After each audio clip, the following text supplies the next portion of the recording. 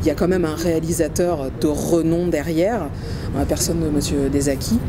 Et là, je dois dire que ce qui est formidable avec une série aussi bien réalisée, c'est de voir que des années après, on continue à la regarder et c'est devenu un classique.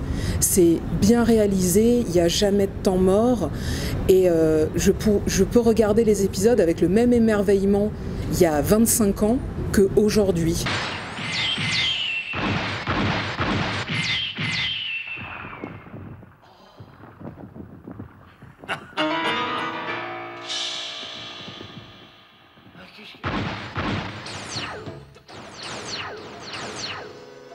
Le rayon delta ne lui fait rien du tout.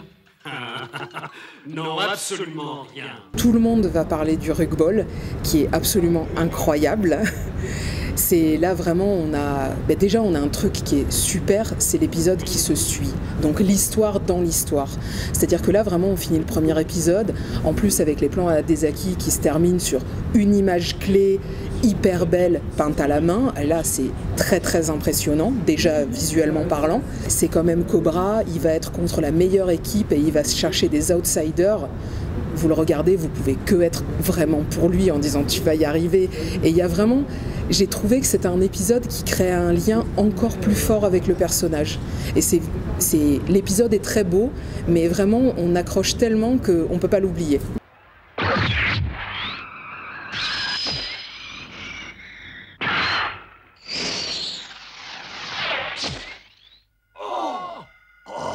En France, il n'y avait pas de personnage comme ça. Il est à la fois drôle, aventurier, tout se mélange. Tout se mélange pour faire un univers qui est extrêmement cohérent, complètement nouveau.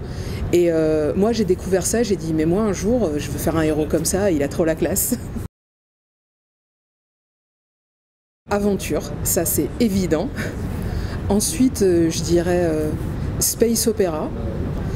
Et finalement, je dirais, je dirais légèreté. Parce que Cobra, c'est quand même un perso qui sauve la galaxie un nombre de fois incommensurable, mais qui le fait toujours avec style et tranquillement.